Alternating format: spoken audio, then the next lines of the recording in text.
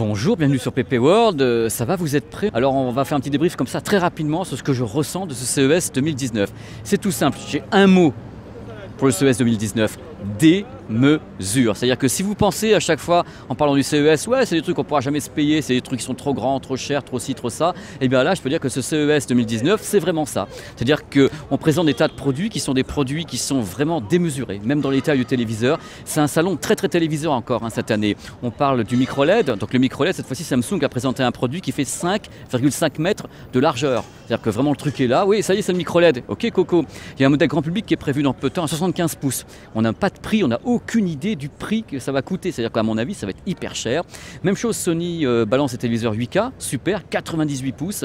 Il y a un nouveau QLED chez Samsung, 98 pouces. Ce sont que des matériels, du moins qui sont mis en vitrine, qui sont des matériels démesurés. C'est démesuré de partout. Les barres de son sont de plus en plus grandes, les téléviseurs sont de plus en plus grands. Le 8K est partout sur le stand. Il y a des téléviseurs 8K dans tous les stands. Shanghang, Hisense, LG, Sony, Samsung, tous les fabricants balancent du 8K de tous les côtés. Alors la question n'était pas de savoir s'il y a des sources ou pas, on n'en est même plus là. C'est de se dire que les produits arrivent. C'est mondial, c'est un salon qui est mondial, donc c'est normal qu'on lance des produits pour le monde entier, y compris pour des plateformes qui n'auraient pas de 8K. Pour que vous sachiez également, on parle beaucoup de 8K et de grande taille, parce que justement le 8K permet d'avoir des téléviseurs de très grande taille. Avec 33 millions de pixels, on peut avoir une très grande taille sans avoir trop de structure d'image. Donc 8K égale grande taille.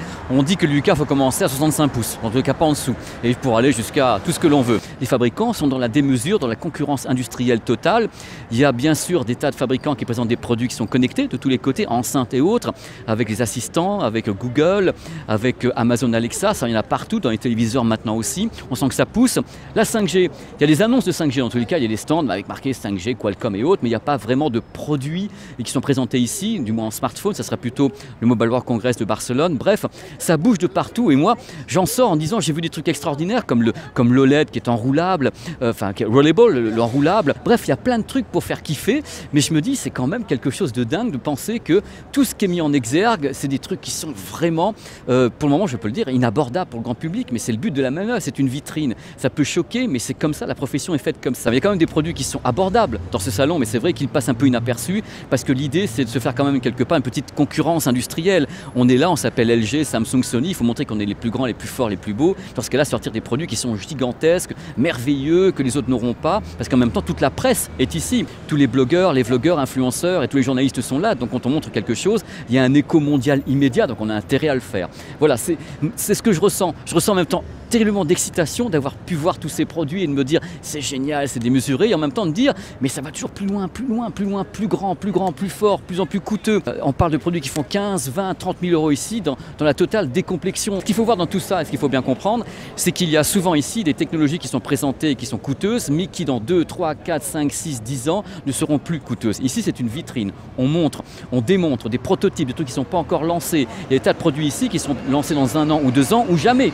Et on les montre, c'est normal, c'est le but de la manœuvre, c'est le but du CES. Voilà, c'est mes premières impressions comme ça à chaud. Je vais vraiment vous les livrer parce que j'en sors et je vais vous dire, il faut que je leur parle de ça, à fond. Donc on résume, le 8K, des téléviseurs de très grande taille, intelligence artificielle sur beaucoup de produits, la 5G on commence à en parler mais c'est pas là, ça c'est les trucs de base, et les barres de son. Des barres de son, il y en a partout, toutes les tailles, toutes les formes. La preuve, quand LG fabrique son téléviseur OLED qui est donc enroulable, il s'enroule dans une barre de son. C'est le but de la manœuvre, d'avoir une barre de son Dolby Atmos. Oui, à propos, Dolby Atmos partout, Dolby Vision partout. Pour 2019, la plupart des téléviseurs haut de gamme de toutes les marques seront HDR10+ et Dolby Vision.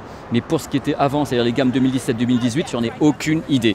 Voilà, c'est le truc. Mais là, vraiment, Dolby Vision et HDR10+, ça a l'air de bien se diriger pour 2019 sur les nouvelles gammes. Donc les produits qui sortiront en 2019, les loulous. En 2019. J'ai passé beaucoup de temps à discuter avec Samsung à propos du Dolby Vision. A priori, il n'y en aura pas sur les téléviseurs Samsung. Samsung continue avec le HDR10 et HDR10+. Ils sont partenaires du HDR10+, comme Panasonic. Mais Panasonic, lui, a craqué pour le Dolby Vision. Voilà. Mais Samsung m'a dit non, on fait pas. Faut pas dire jamais, mais on fait pas pour le moment. Enfin, pas pour longtemps d'ailleurs. Pour conclure, c'est vrai, la plupart des produits sont super coûteux. On peut se dire, mais ça ne nous concerne pas, c'est coûteux, qu'est-ce qu'ils font? C'est pas ça qu'il faut voir. Le CES, ça fait 20 ans que je viens et 20 ans que je rêve. Je passe mon temps à rêver de voir des produits que je pourrais jamais me payer, mais c'est pas grave, je suis un fan de high-tech, j'ai besoin de rêver. Alors rêvons ensemble avec ce CES. Et croyez-moi, il y a de quoi là. Allez, bye bye, rendez-vous au prochain vidéoblog. Ça sera bien aussi. Allez, waouh!